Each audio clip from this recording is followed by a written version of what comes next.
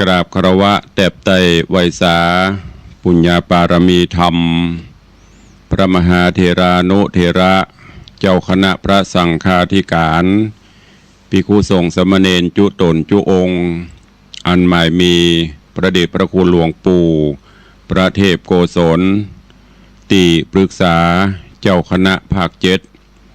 เจ้าอาวาสวัดศรีโสดาพระอารามหลวงตำบลสุเทพอำเภอเมืองจังหวัดเชียงใหม่ประเดชพระคุณหลวงป่อท่านเจ้าคุณเจ้าคณะจังหวัดเชียงใหม่เป็นต้นเป็นประธานตลอดจนครูบาสังฆเถระเจ้าภิกขุสงฆ์สามเณรจุตนจุองค์ด้วยความเคารพขอเจริญสุขเจริญปอนญาติโยมศรัทธาสาธุชนติ่นจองห้องวัดจุหนุ่มเท่าใจยิงขอน้อมต้อนรับทุกท่านเข้าสู่รายการมรดกธรรมกำเมืองต่างสถานีวิทยุพระพุทธศาสนาแห่งชาติและสังคมคลื่นเพื่อการศึกษาพระพุทธศาสนาและวัฒนธรรมส่งสัญญาณกระจายเสียงจากวัดฝ่ายหินตำบลสุเทพอำเภอเมืองเชียงใหม่จังหวัดเชียงใหม่ในระบบคลื่นความถี่ FM 104.50 เมกะเฮิรตซ์สถานีวิทยุพระพุทธศาสนาวัดหนองไก่ตำบลสันปะยางอำเภอแม่แตงจังหวัดเชียงใหม่ส่งสัญญาณกระจายเสียงในระบบคลื่นความถี่ FM 99.75 102.0 และ 89.25 เมกะเฮิรตซ์และสถานีวิทยุพระพุทธศาสนาจังหวัดเชียงรายส่งสัญญาณกระจายเสียงในระบบคลื่นความถี่ FM 99.50 เมกะเฮิรตซ์ตลอดจนวิทยุชุมชนเสียงตามสายหอกระจายข่าวตามวัดวาอารามตามหมู่บ้านต่างๆที่ครูบาสังฆะท่านเจ้าอาวาสตลอดจนต่างป่อแก่ป่อแคว้นได้เปิดออกลำโพงหอกระจายข่าวเสียงตามสายของวัดวาอารามของบ้านต่างๆเพื่อญาติโยมศรัทธาได้สดับรับฟังกันอยู่ในเวลานี้พร้อมกันนี้เจริญปอนญาติโยมที่ได้ติดตามต่างเฟซบุ๊กเฟซไลน์ต่างเว็บไซต์ต่างๆบอกว่าจะเป็นเฟซบุ๊กของวัดวังสิงห์คำเฟซบุ๊กของ104ธรรมะคลายเครียดเฟซบุ๊กวัดฝ่ายหินเฟซบุ๊กของตันตุเจ้าบ้านนอกทิตะสิโปตลอดจนหลายๆเฟซบุ๊กที่เป็นญาติธรรมในรายการได้ฟังแล้วก็ได้กดแชร์กดไลค์ส่งต่อๆกันไปเพื่อให้ญาติธรรมได้สดับฟังเสียงธรรมะกันอยู่ในเวลานี้เราก่อนแล้วแชร์ได้กดแชร์ไลค์อาตมภาพพระครูวิสิทธิ์ศรีลาภรณ์เจ้าอาวาสวัดวังสิงห์คำตำบลประแดดอำเภอเมืองเชียงใหม่จังหวัดเชียงใหม่เป็นผู้ดำเนินรายการก็นำธรรมะสาระปืนบ้านปืนเมืองทำข้าวมาเทศนาฮือท่านทั้งหลายได้รับฟังกันเป็นประจำถึงวันตั้งแต่เวลา6 โมงถึง7 โมงเช้าโดยประมาณยกเว้นพี่น้องที่ฟังสัญญาณจากดอยม่อนจำปีวัดพระแก้วจังหวัดเชียงรายก็ฟังกันเมื่อค่ำยามคืนต้องกราบขอบพระคุณในเมตตาปรมีของท่านผู้อำนวยการทุกสถานีเจ้าหน้าที่ช่างเทคนิคผู้ควบคุมการกระจายเสียงทุกท่านทุกสถานีตัวเองและขอบคุณเจ้าของ Facebook ทุกท่านที่ได้กดแชร์กดไลค์กันประกันวันนี้เป็นวันพระเป็นวันศีลการเวลาวันเวลาล่วงเลยผ่านพ้นโดยความรวดเร็วว่องไวจากวินาทีเป็นนาทีเป็นชั่วโมงเป็นวันเป็นเดือนคลาดเคลื่อนไปโดยบันิ่งบอยู่ได้บรอไผวันเวลาผ่านพ้นบ่ได้รอไผสักคนไม่ใช่ว่ารอคนนั้นรอคนนี้ไม่มีวันคำว่ารอไปของเปิ้นเรื่อยๆเพราะฉะนั้นเฮาท่านทั้งหลายจะต้องตวยตามการเวลาฮือตัน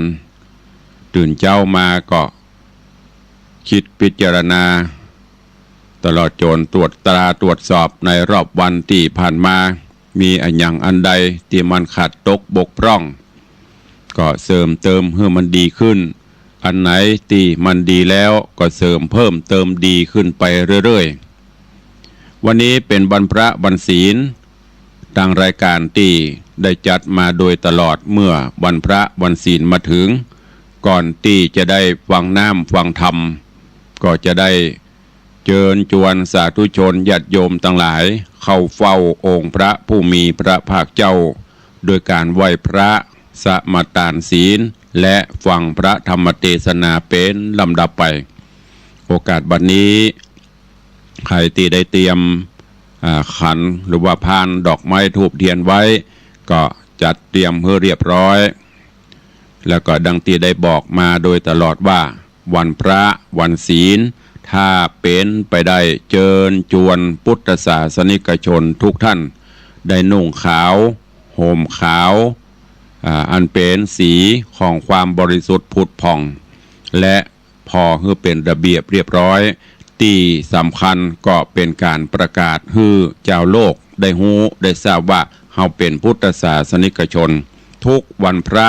ทุกวันศีลบอกว่าจะเป็นศีลน้อยศีลใหญ่ถ้าเป็นไปได้อีป่ออีแม่ญาติโยมศรัทธาลูกหลานตันเต้าเยาวชนคนดีใส่ชุดขาวนุ่งขาวห่มขาวก็จะได้เป็นระเบียบเรียบร้อยดูแล้วสวยสดงดงามก้อยๆฝึกกันไปเมินไปมันก็จะชินแล้วก็จะทำให้รู้ว่าโอ้เมื่อถึงวันพระวันศีลนี่ประเทศไทยเฮาหรือทั่วโลกที่นับถือพระพุทธศาสนาปากันนุ่งขาวห่มขาวแล้วลองหลับตาจินตนาการว่าภาพนั้นมันจะประทับใจต่อใดอันนี้ตุลุงได้เชิญชวนและรณรงค์มาโดยตลอดเนอะวันพระวันศีลเตรียมขันข้าวตอกดอกไม้ถ้าไปวัดได้ก็ไปวัดไปวาไปใส่ขันข้าวตอกดอกไม้ส่งสาเข้าสาบาตรทำบุญตักบาตรประพฤติวัดปฏิบัติธรรมไปบ่ได้ก็อยู่บ้านอยู่จองนบไหวสาเอาเนอะโอกาสบัดนี้เชิญทุกท่านเข้าเฝ้าพระผู้มีพระภาคเจ้าพร้อมกันนะโอกาสบัดนี้อิมินาสการเรนะพุทธังอภิปูชยามะอิมินาสการเรนะธัมมังอภิปูชยามะอิมินาสการเรนะสังฆังอภิปูชยามะอะระหังสัมมาสัมพุทโธภควาพุทธังภควันตังอภิวาเทมิสวากขาโตภควตาธัมโมธัมมังนะมัสสามิสุปฏิปันโนภควโตสาวกสังโฆสังฆังนะมามิหันธรรมยังพุทธัสสะภควโตบุพภาคณมกาลังกะโรมะเสมนะโมตัสสะภะคะวะโตอะระหะโตสัมมาสัมพุทธัสสะนะโมตัสสะภะคะวะโตอะระหะโตสัมมาสัมพุทธัสสะนะโมตัสสะภะคะวะโตอะระหะโตสัมมาสัมพุทธัสสะอิติปิโสภะคะวะอะระหังสัมมาสัมพุทโธวิชชาจรณะสัมปันโนสุขโตโลกวิทูอนุตตโรปุริสะธัมมัสสารถิสัทธาเทวะมนุษย์สานังพุทโธภควาติสวากขาโตภควตาธัมโม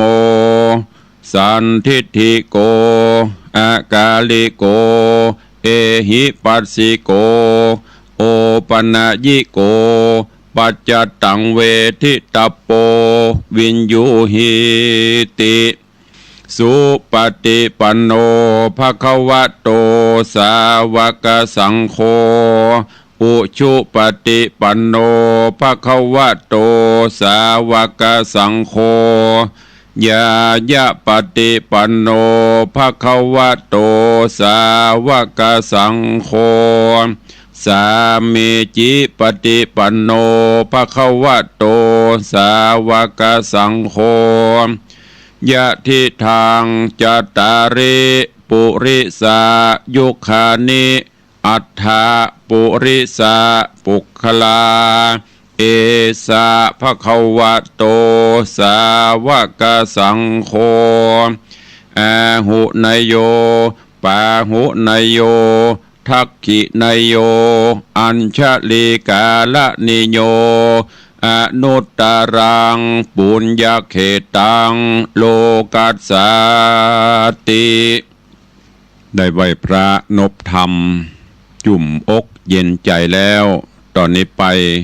ตั้งอกตั้งใจสมาทานหับศีลเนอมะยังพันเตติสาลาเนนะสังหาปัญจสีนิยาจามาตุติยัมปีมะยังพันเตติสาลาเนนะสังหาปัญจ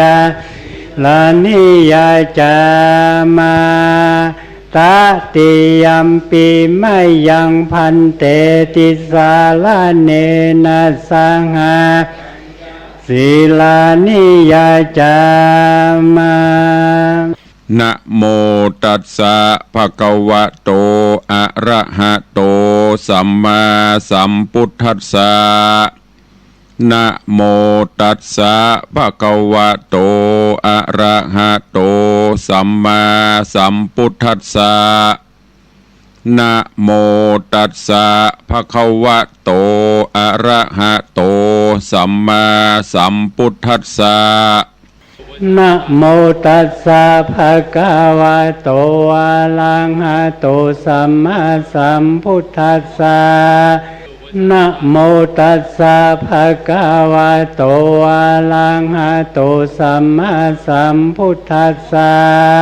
นะโมตัสสะภะคะวะโตอะระหะโตสัมมาสัมพุทธัสสะพุทธังสรณังคัจฉามิพุทธังสรณังคัจฉามิธัมมังสรณังคัจฉามิธัมมังสรณังคัจฉามิสังฆังสรณังคัจฉามิสังฆังสรณังคัจฉามิตุติยัมปิพุทธังสรณังคัจฉามิตุติยัมปิพุทธังสรณังคัจฉามิตุติยัมปิธัมมังสรณังคัจฉามิตุติยัมปิธัมมังสรณังคัจฉามิตุติยัมปิสังฆังสรณังคัจฉามิตุติยัมปิสังฆังสรณังคัจฉามิตติยัมปิพุทธังสรณังคัจฉามิตติยัมปิพุทธังสรณังคัจฉามิตติยัมปิธัมมังสรณังคัจฉามิตติยัมปิธัมมังสรณังคัจฉามิตติยัมปิสังฆังสรณังคัจฉามิตติยัมปิสังฆังสรณังคัจฉามิปานาติปาตาเวรมณีสิกขาปตังสมาธิญามิปานาติปาตาเวรมณีสิกขาปตังสมาธิญามิ อะตินนาตานาเว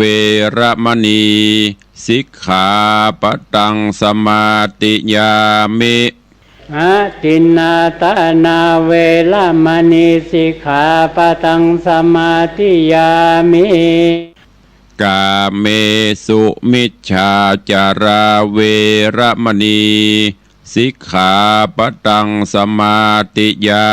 มิขาเมสุมิจฉาจาราเวระมณีสิกขาปะตังสมาธิยามิมุสาวาตาเวระมณีสิกขาปะตังสมาติยามิมุสาวาตาเวระมณีสิกขาปะตังสมาธิยามิสุราเมรยะมัชฌปมาทัฏฐานาเวระมณีสิกขาปะตังสมาติยามิสุราเมรยะมัชฌปมาทัฏฐานาเวระมณีสิกขาปะตังสมาธิยามิอิมานิปัญจสิกขาปทานิสีเลนะสุขติงยันติสีเลนะโภคสัมปตา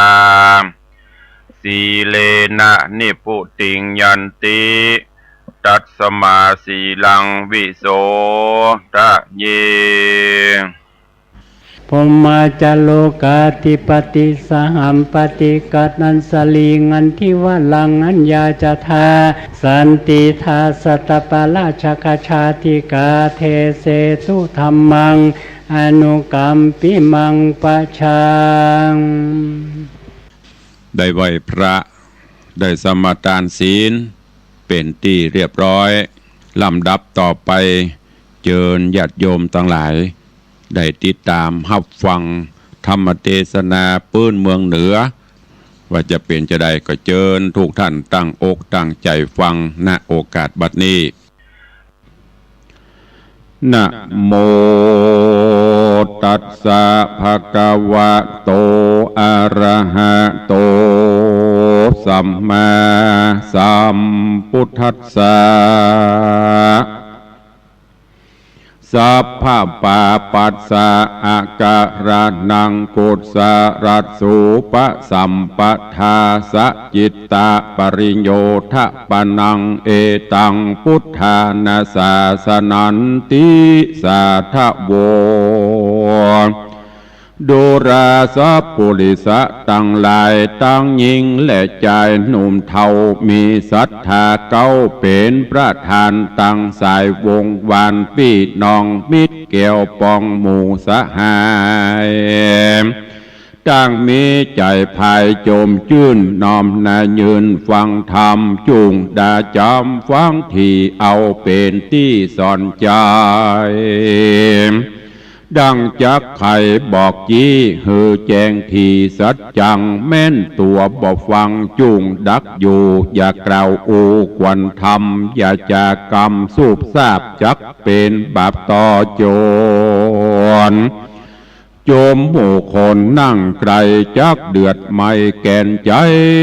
ตั้งบุหรี่ไฟเมียงหมากจุงใดพรากเป็นตระเป็นคราวแปลงใจเย้าเตี้ยงมันอย่าคืดดันเถิงกา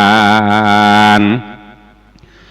ตั้งลูกหลานหนุ่มเฒ่าพี่น้องเผ่าวงศาอันธรรมเทศนานิโสดฟังแล้วได้ประโยชน์กับโตโอนคือเป็นมงคลเลิศแล้วปากกราดแกล้วมันภัยจักเป็นปัจจัยส่งยูหือใดอยู่สวัสดีดังพระมุนีที่ไวเทศนาไว้สอนใจว่าปุกละผู้ใดใครถึงสุขพ้นจากทุกข์ในสงสารจุงแปลงใจบาน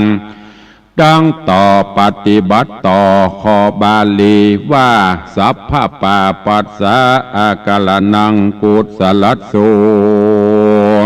เป็นต้นดังนี้ว่ามนุษย์สามวลหมู่อันค้างอยู่ในโลกสงสาร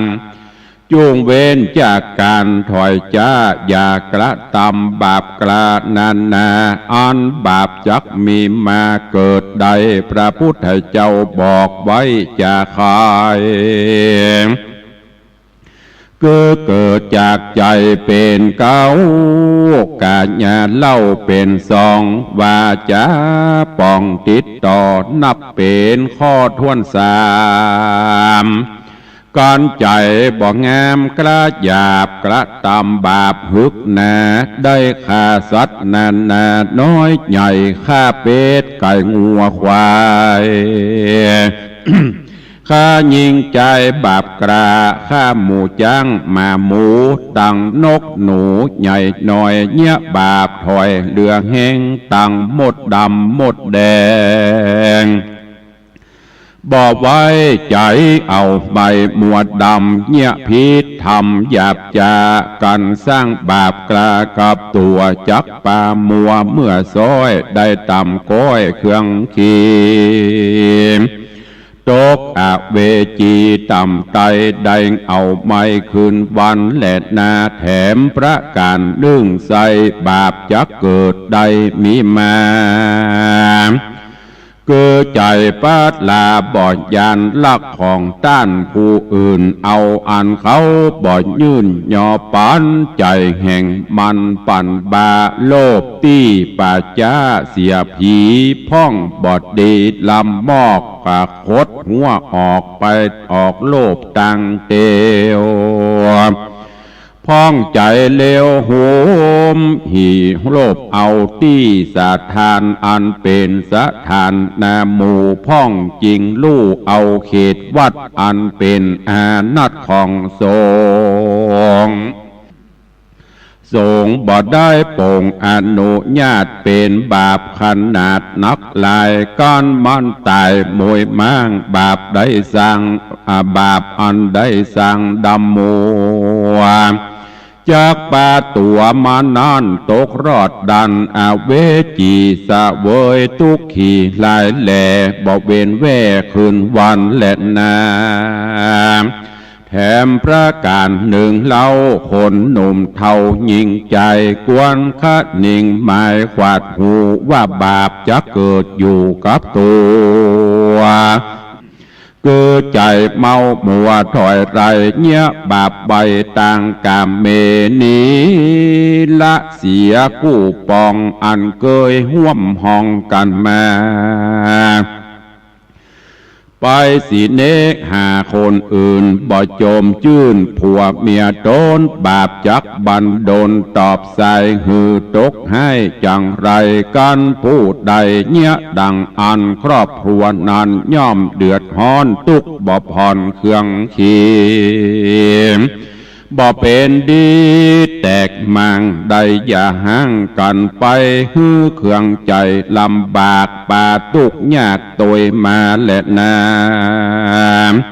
แถมประการหนึ่งเล่าบาปมนเศร้าจะเกิดมาก็ย้อนว่าจะเป็นเหตุดังพระหักเตสนาไว้ว่าสัตว์โลกตายตั้งหลายพ่องก็ตายย้อนกรรมปากพ่องก็สุขมากย้อนกรรมจา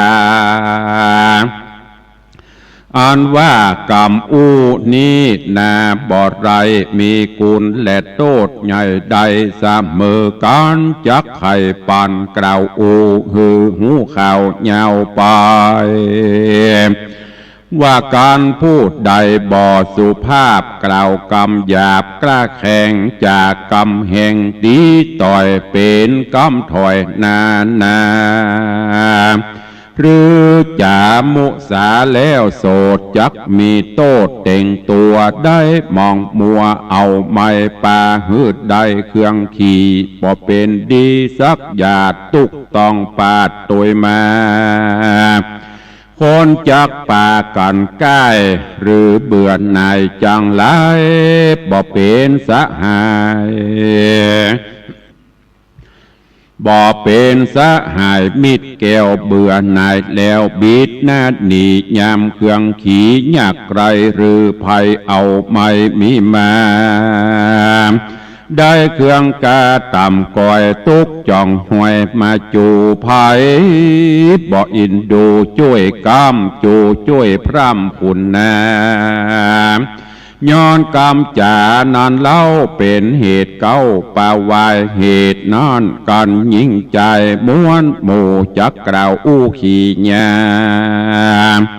กวนไข่จ่าปากม้วนหืดถูกทวนกองทำบ่ไข่กำปริ้นปอกบ่จุลอกมาบ่จุหลอกมาหาอาญาไข่กำจ่าโดยซื้อบ่ได้หือผิดศีลคนใดยินกำอูจากชื่นสู่ยินดีจักผ่านนี้ฮักขอดบ่ลาตอดเราราจักเขาจักมาอยู่ใกล้จูช่วยใจกระทำการเหิงโต๊ะผ่านตำกอยเขาจักไฟห้อยมุตัวมาจนจูช่วยก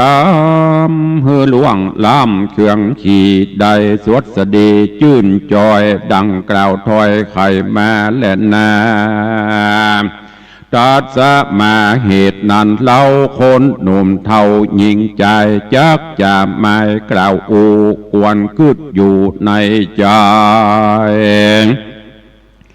แล้วก้อยไข่ออกปากหือเว้นจากกรรมมุสา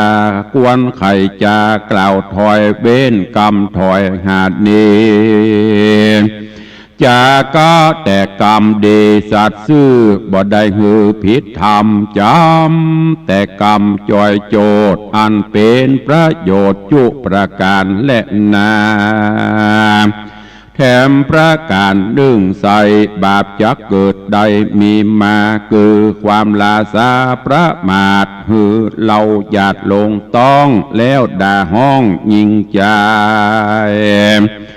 เสียสติหลายใจจาเงี่ยไข่นาตัวเก่าอันว่าน้ำเหล่าสุราการพูดใดนาลื่นสู่มักดื่มอยู่ตึงวานโทษแห่งมันบ่ร้ายเกิดเป็นพญาติใดกับตัวมักเจ็บหัวเจ็บต้องได้ตุกต้องเครื่องขี่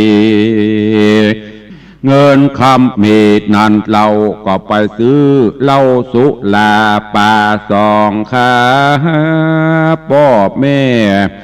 ลูกฮักแก่ใจยิงตั้งเป่าปิงเมียมิ่งเดือดฮ้อนยิ่งตัวตาม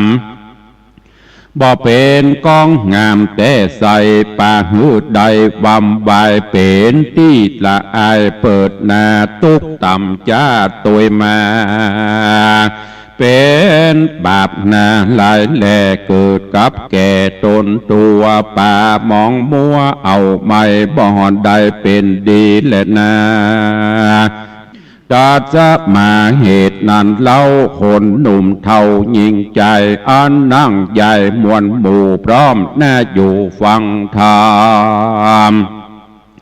จูงจักจำชื่อใบเป็นไม้ไตสอนใจดังบาลีใครแต่ตนติดสืบสนโดยมาว่าสาปะปาปัสสะอาคาลานังดังนี้ใครกล่าวจี้เป็นไตว่าฮือเฮานี่ไกลจากบาปอันกระหยาบนานากุศลสุปะสัมปทาจุงมีใจมนัสสาภายแผ่สั่งไว้แต่ตั้งดีบุญกุศลมีอย่าได้ขาดบ่อประมาทยามใดคือมีใจ อันใสผ่องแผ้วเป็นดังแก้วพระพาหือมีใจนินาเป็นเก้ากาแย่นันเล่าเป็นขาใจดังว่าได้ไว้ดีเลการใจเฮาดีผาเสดย่อมปะฮือเกิดเจยบานสุขสำราญเจอเอิ่นจอยบ่ต่ำก้อยเครื่องกาถึงกาญาณิเฮานี้ตุกเสียงปี้บ่ผ่อนบ่ได้ยั้งย่อนการงานแต่ใจเจยบานโจมจืนบ่มีตุกอื่นอันใดมาอยู่ในใจนั้นเราก็ยังสุขเตียงเต่าดีลีสุขอันมีพื้นฟ้าบ่ว่าแหล่งละแดนได้ยักเหมือนสุขใจตัวเก่าบ่มีแต่เล่าในโลกาดังโบราณจากกล่าวอูว่าถึงกับที่อยู่นั่นใส่ยังอดอยู่ได้นานไปกาบกีดจอมหัวอกหัวใจจากอดอยู่ไปหัวใจบินบ้างจากตายมวยมั่งเป็นไม้และนาตัดสมาเหตุนั้นเล่าพระพุทธเจ้าแห่งเราราได้จะสอนมากล่าวไว้ว่าหือโคนโลกไตยิ่งใจมีใจภายโจมจืนปีติตื่นเจยบานอย่าฮือภัยมันกระยาบมาขนาบใจตนเป็นตั้งอากุศลหยาบจาพิจากสินหาดิเลเกิดแต่ต่างดีผาเสดว่ากองอันเลิศสินใสเฮาปฏิบัติไปบ่ถูกต้องการพิจากจองวินัยกองก็จากปองเสียใหม่ปฏิบัติไข่เป็นแก่นหืดถูกแม่นเป็นจริงมันคืดขันนิงข้ามเจ้าแถมประการเนื่องเล่าอย่าประมาทมีเปลี่ยนบอกขาดต่างบุญหือตันนุนจะใจสร้างบุญไว้กับตัวเอาเป็นขัวไก่หลอดเวียงแก้วยอดเนลปานเป็นนิจการข้ามเจ้าเปลี่ยนละบาปเก่าปังลางเปลี่ยนละหวังล้อมไว้บ่หือบาปใหม่มีมาเปลี่ยนสะแวงหาจุมือยังบุญใหม่หือมีลายบ่อยู่ได้ปังเป่าเปลี่ยนรักษาบุญเก่าเงาไปการพูดใดบ่ประมาทบ่ประมาทมีเพียนบ่ขาดดังนี้บาทตาดเก่าจี้จะคอยว่าเป็นปัจจัยแผ่กว้างปาหือเกิดสวัสดีได้สุขีญาตินี้บ่มีตีสงสัยกันกลากลายละพรากตายเสียจากเมืองโคนยอมเอาโหโตโอโหไปเกิดในห้องฟ้าเลิศเมืองสวรรค์ได้สุขนิรันดร์จื่นจอยดังไฟห้อยผาธานาขอศรัทธามวลหมู่อันอยู่ฟังธรรมโปนตั้งดำเอาไม่เจ็บป่วยไข้อย่ามีมาจุมภัยแย่ไม่มาดเคราะห์อุบาทจังไรจุงนีไกลกลาดกรอยอยู่จื่นจ้อยสวัสดีเงินคำมีบ่อไรดูตั้งใจเตตานส สุขสำราญจุผู้ทวนนากูยิ่งใจก็มีโดยประกาศดังกล่าวมานี้แหละนาเนติตังขีญาสังวันนาวิเศษจาห้องเหตุโอวาทกรรมสอนก็บังโกมสมเรศเดช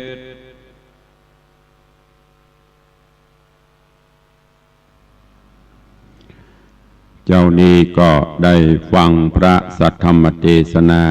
โอวาทะหรือว่าโอวาทคำสอนขององค์พระจินวรสัมมาสัมพุทธเจ้าที่ได้นำมาเล่ามาเทศคือกับญาติโยมทั้งหลายได้สดับรับฟังกันอันเป็นธรรมก้อมก็จบปริปุณณังไปก็ดังที่ได้กล่าวแต่ต้นแล้วว่าเฮาท่านทั้งหลายอันเป็นเจ้าพุทธพุทธะแปลว่าผู้รู้ผู้ตื่นผู้เบิกบานตื่นจากการที่เฮาภาวะพะวงที่สร้างกรรมสร้างเวรต่างๆก็ให้เลิกให้ละไปให้ตื่นตัวอยู่เสมอมันสร้างกุศลคุณงามความดีปั่มเปงปารมีทำไว้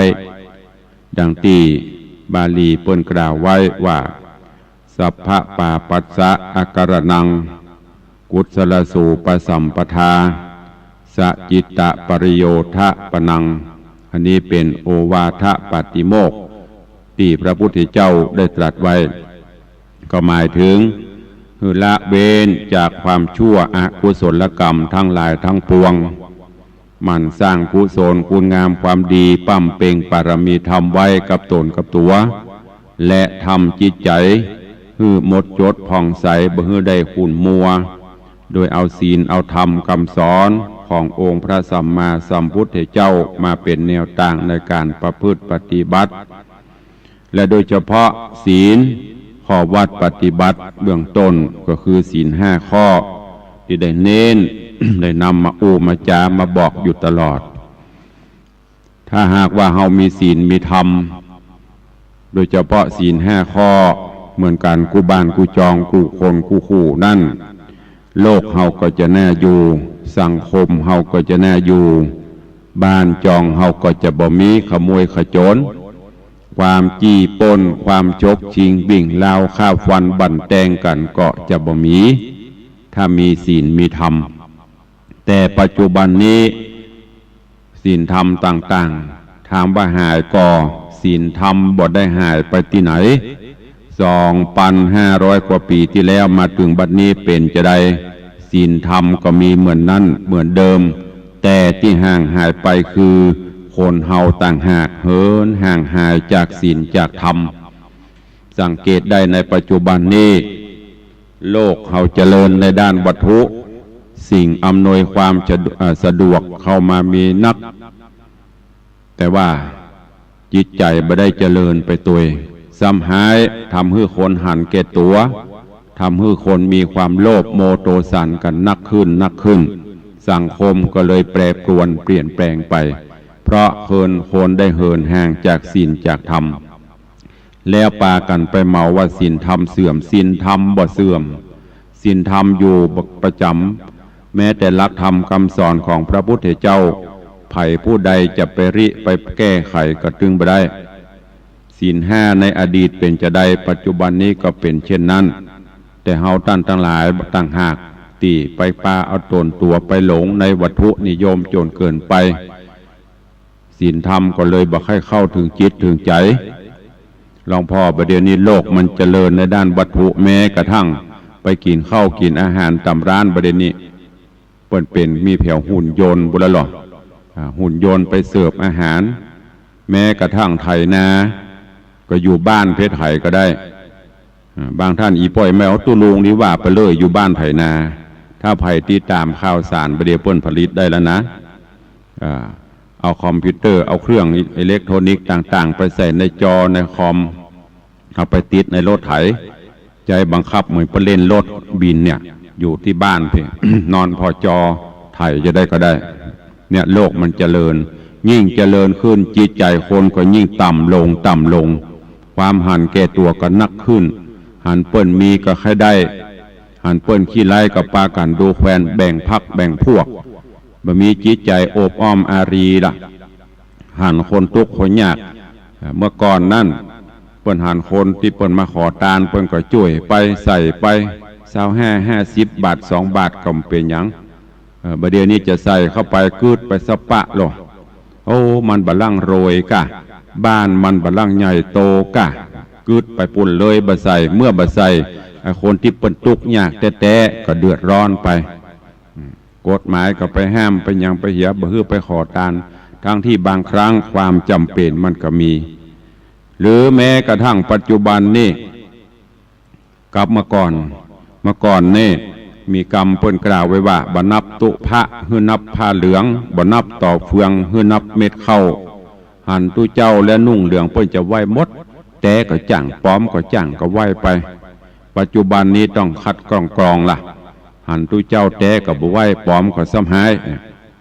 ญาติโยมทั้งหลาย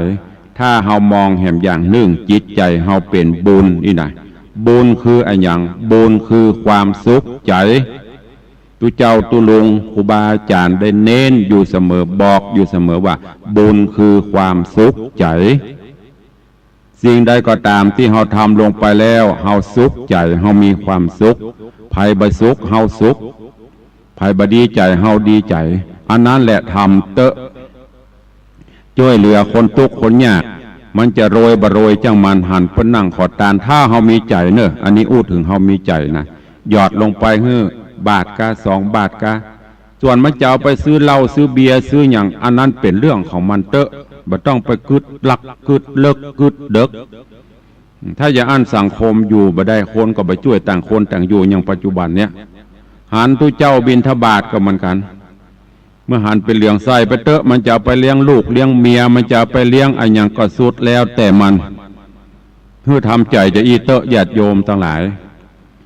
เพราะว่าเขาใส่ไปแล้วข้าวนี้แกงนี้สตางค์นี้ค่าหิหามาด้วยความอุตสาหะวิริยะซื่อสัตย์สุจริตของข้าพเจ้าเนอะด้วยเหือด้วยไข่ของข้าพเจ้าบ่ได้ไปลักบ่ได้ไปโจกของไผมาข้าพเจ้าขอตั้งจิตอธิษฐานทำบุญนี้เนอะไปฮื้อป่อฮื้อแม่ครูบาอาจารย์หรือไว้ไปหน้าฮื้อเจ้ากรรมในเวรก็ว่าไปแล้วก็ใส่ไปถามว่าเฮาสุขใจก็ขณะที่เฮาย่อนลงไปนั่นตุเจ้าแต่ก็จ้างปลอมก็จ้างมันยถาสปีไปบุญเกิดขึ้นแล้วลูกโอ้อิ่มอกอิ่มใจวันนี้ได้ตานส่วนผลที่มันจะตามมามันจะเอาไปขายมันจะเอาไปตามเรื่องมันอันนี้ต่างคนก็ต่างไปพะวงกมดเอาเข้าเลยบ่ใครใส่บาตรหยัดปกเลยบ่ใครทำบุญสูญตานจิตใจมันจะว่าสูงกว่าบิใจอันนี้แหละเป็นเหตุผลที่เกิดขึ้นในสังคมเฮาปัจจุบันนี้ก็เริ่มฝากไว้เนอะกับญาติโยมทั้งหลายอันยังก็ตามที่เฮาทำ ถ้าคิดมันเป็นสิ่งดีเนอะจะทำในสิ่งที่บดีนะทำในสิ่งที่ดีทำได้เฮามีความสุขทำไปเถอะ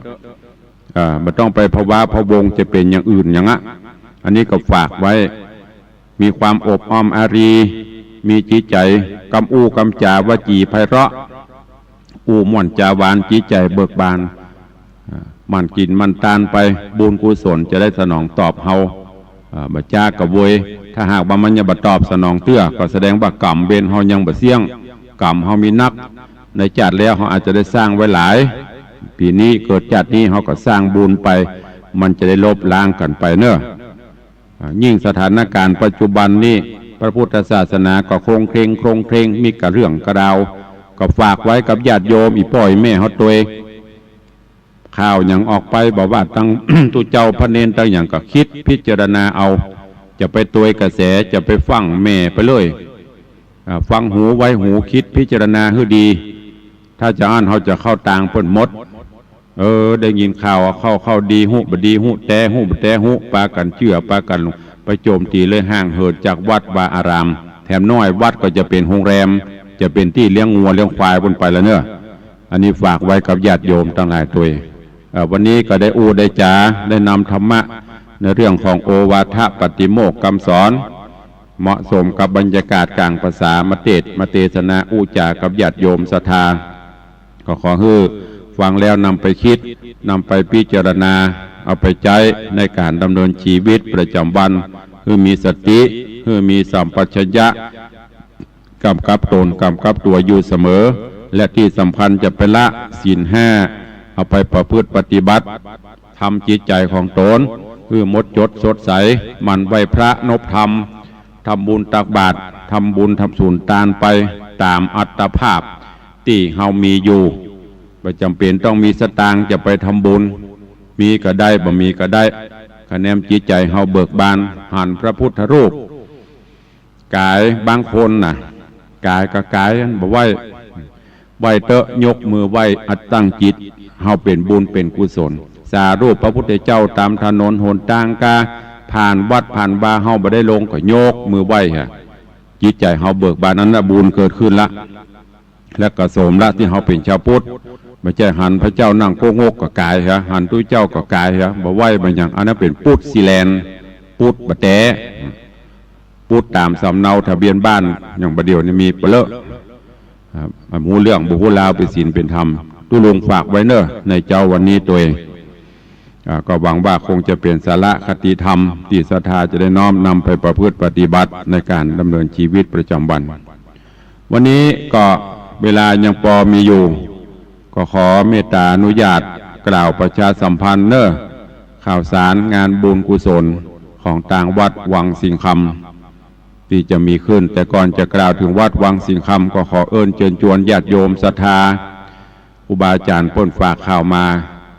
ต่างวัดสีโสดาของพระเดชพระคุณหลวงพ่อในเมตตาบารมีธรรมของหลวงพ่อดัญเจ้าคุณพระเทพโกศลภาษานี้มีพระสงฆ์องค์ขเนนองค์ขเจ้าพระสงฆ์องค์เนนจำวัดจำวาที่วัดสีโสดาก็ประมาณ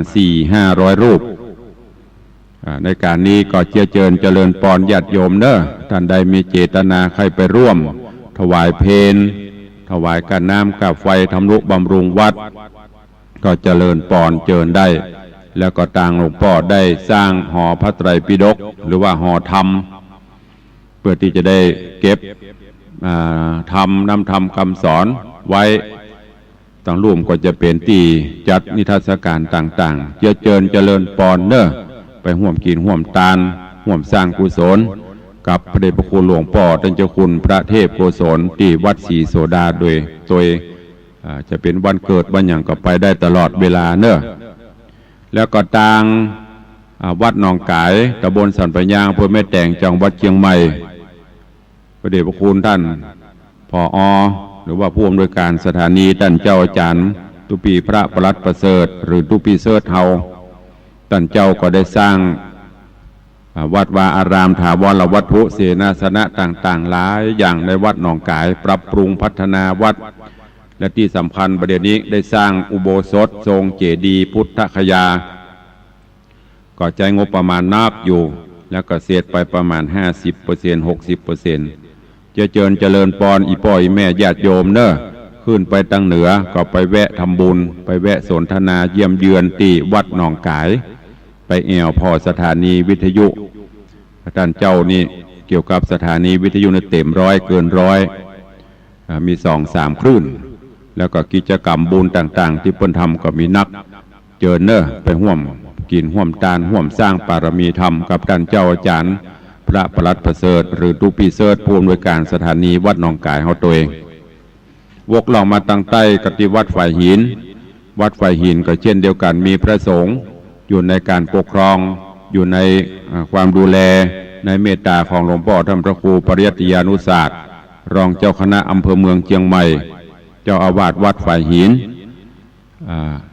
แล้วก็เป็นรองเจ้าคณะอำเภอฝ่ายการเผยแพร่หลวงพ่อเป็นผู้เจ้าหลวงวัดฝ่ายหินร่วมกับ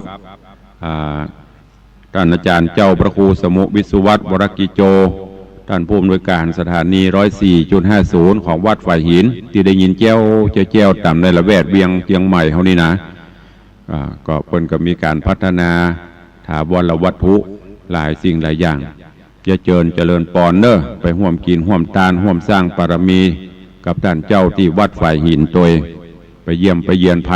ที่ได้ยินเทปได้ยินตุลุงเตดเย่าใครฟังใครได้ไปไว้บ้านไปขอเอาได้ไปปูจาเอาจะไปขอไปปูจาเอาได้ที่ท่านเจ้าอาจารย์พระครูสมุวิศวัตที่สถานีเนอะทำกู้เรื่องจะมีหั่นมดท่านเจ้าบันทึกไว้ไม่ต้องถามที่ตุลุงบ่มีที่ท่านเจ้าพระครูสมุวิศวัตเพิ่นจะบันทึกทุกตอนทุกเรื่องไปปูจาเอาได้หรือใครได้ก็โทรไปบอกเขาเปิ่นโอ้ใครได้เรื่องนั้นเนอะขออัดก๊อปปี้ฮื้ออีแม่ฮื้ออีป่อกำเปิ่นก็จะทำฮื้ออันนี้ก็แจ้งให้ทุกท่านตัววันนี้เวลาหมดเวลาขอนำรายการจากญาติโยมไปก่อนเนาะก่อยปบก่อยปะกันในตอนต่อไปวันนี้อยู่ดีมีโซเหมือนกันจุตนจุองจุผู้จุคนเนอะจัตตารโอธรรมาวัฏันติอายุวันโนสุขังภาลัง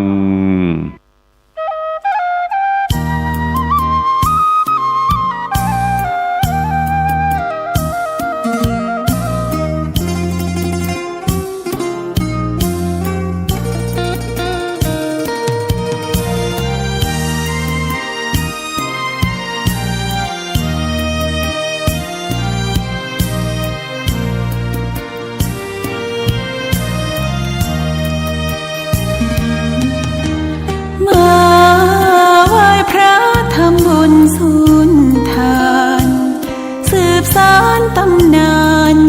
โบราณกาลนานมีวัดวังสิงคำอำเภอเมืองเชียงใหม่แห่งนี้และนาญาติโยมน้องพี่สามัคคี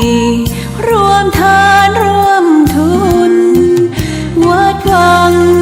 สิงคำรู้กันทั่วคอน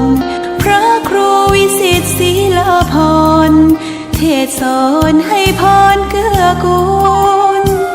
เจ้าคณะตำบลป่าแดดหน่อเนื้อนาบุญเจริญพรญาติโยมคุณร่วมบุญร่วมแรงศรัทธาพระเจ้าทันใจคู่วัดวังสิงคำบารมีเลิศล้ำญาติโยมเลื่อมใสบูชาครูบาเจ้าศรีวิชัยให้พรมวลมิตรสิทธาพระประจำวันเกิดเสริมดวงชะตาให้อาหารปลาหน้าวัดสุขใจเชิญร่วมบุญสงน้ำพระธาตุน้อมใจอภิวาทขอบุญสุขใจสุขกายไหว้พระขอพรองค์พระเจ้าทันใจหลวงพ่อประเสริฐเจริญพรอวยชัยให้ท่านสุขใจทั่วกัน